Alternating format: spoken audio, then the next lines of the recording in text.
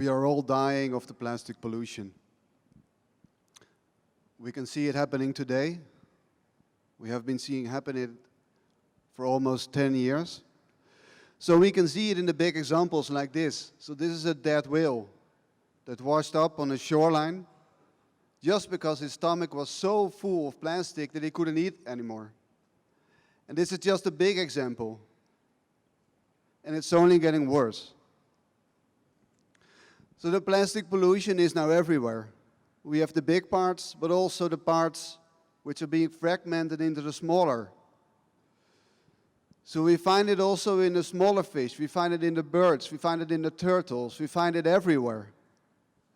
And the people who do the research in this fish to see how worse the plastic pollution is, they don't go out in the sea or ocean to look for the fish which are polluted. No, they buy their fish on the market. They buy the fish where you also buy your fish.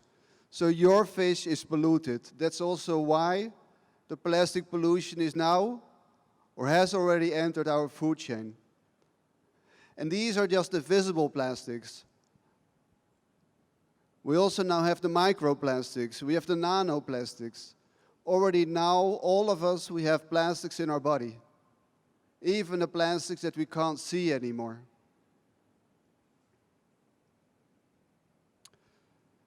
So when the plastic pollution is everywhere, it's here in Brazil, it's in the Netherlands where I'm from, it's in America, it's in China, it's really everywhere. So, but we do have the different categories. We have the plastics which are floating around in the oceans, cut in the circular currents, the gyres. And there are the plastics which are just floating around for decades and decades, never reaching a shoreline again. And then we have the plastics which do wash up on the shoreline. These are, of course, the plastics which are visible for us, but these are also the plastics which are very harmful.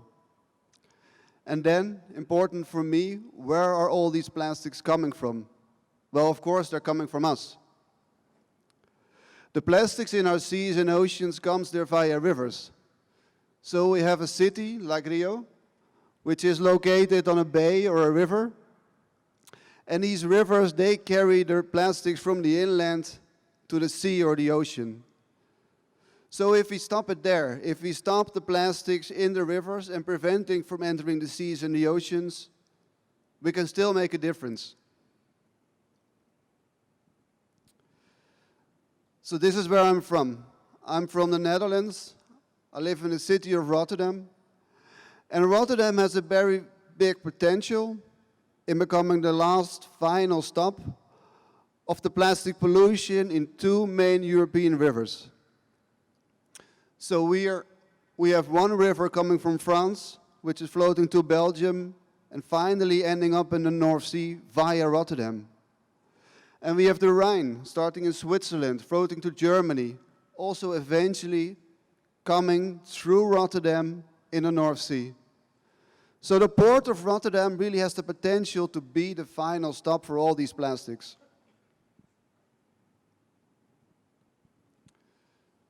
So that's how we started, 5 years ago.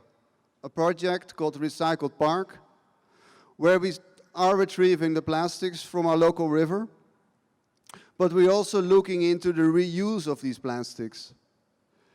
With the message, the plastic pollution is bad, but you can also turn it into something good.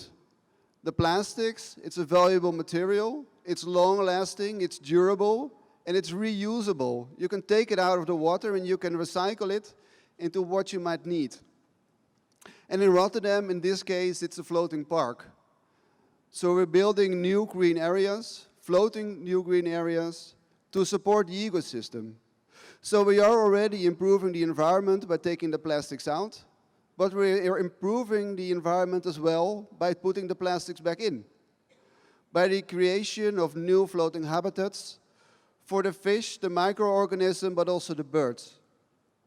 And we're doing this in a port which is mainly concrete, steel, and brick. So there's hardly any green area, and we see that the nature is really asking for it.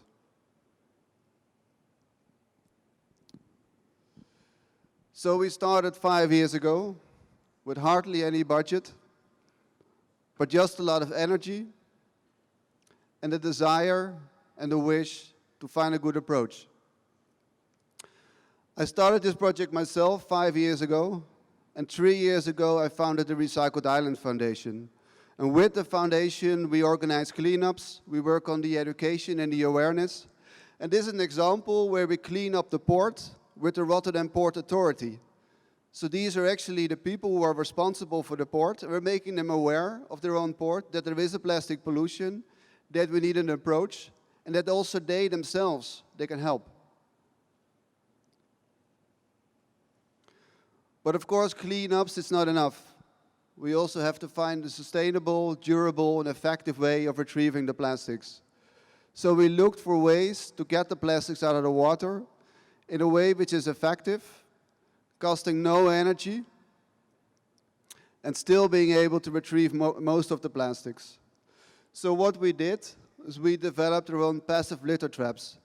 So these are systems which are floating in the river on strategic locations, in this case on the outer curve of the river. And in this way, by the repetition of the litter traps, we are able to retrieve the majority of the plastics. So these are the first 3 that we have, but we're now extending to 8 of these litter traps. And this is what we find. So we really find all different kinds of plastics. It's not only the PET bottles of the plastic bags that you might use just for a single time. It's also the plastics which is coming from the industry. It's the plastics which is coming from the construction. It's the plastics which are coming from your daily life. And it's not only the plastics which are literally thrown into the water. There's a lot of accidents. So we see an increase in the plastic pollution after a big storm. So we see that everything that is floating on or laying on the street, which is near the water, that after a big storm it's being blown into the water, and once it's in the water, nobody takes it out unless we do. So we looked for the potential in reuse. So how can we create new value for these plastics? So from the beginning we talked with the municipality of Rotterdam, the city of Rotterdam, asking them, okay, when we are going to do this project, and we would like to turn these plastics into something beautiful, something profitable, something also beneficial for you as a city, but also for the inhabitants of the city. And then the city, they told us that they might have a desire for floating green landscapes. So it's greening the city, making the city more attractive, but at the same time supporting the ecosystem. So what we did, we developed a technique to sort out the different plastics and to turn them into these hexagon building blocks. So in this way, we could start small with just the plastic that we retrieved so far. We could slowly start to build the islands. So and now each of these blocks, they're about 5 square meters. And in this way, in 2016, we could have the first 3. In 2017, we could have an additional 2. And we also were able to create a variation in these blocks. And with the variation, we can have the different ecosystems benefit in its own way. So we have the floating blocks where I'm actually sitting on, which are the green areas which are greening the city. They're making the city more attractive, but they're also the areas for birds to nest. Then we have the water vegetation, which is really attractive for the small animals in the water, which really come there to create a new habitat. But it's also a place for food, for fish, for birds, and it's also a place where at the bottom of these blocks we also create a new food structure and a place for shelter, for everything that lives in the water.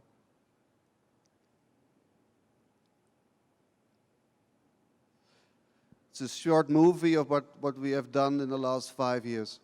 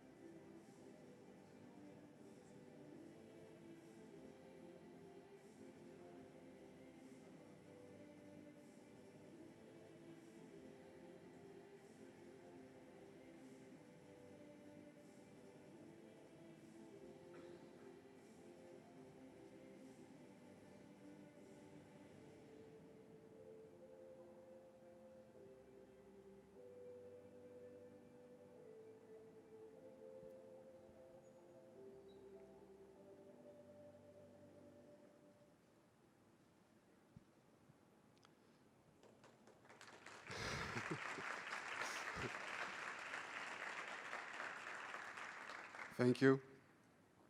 So with what we have learned in Rotterdam, we see, of course, that we're not finished. We're not finished in our own port, but we also see the bigger need and the potential for other ports. So now we are ready to share our knowledge and our expertise of what we have learned in Rotterdam to spread it also in other locations.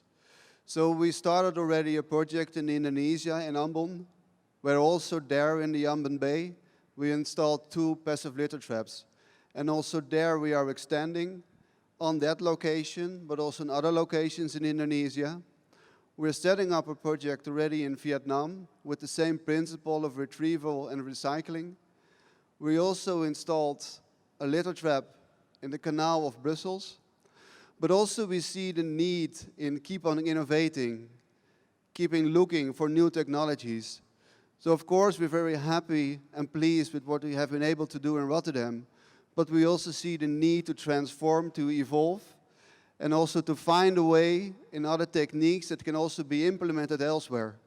So we'll keep on evolving, keep on innovating, and this is one of our latest examples, where we also test the technique of 3D printing. So this is one of the first seating elements that we create, completely with the recycled plastics, with a new technology for us. So also with this, we can look for different ways, different demands, and different products that might be needed or might be useful for the recycled plastics that we take out of the river, take out of the canals, take out of our bays, take out of our seas, to create hope for the future. Thank you.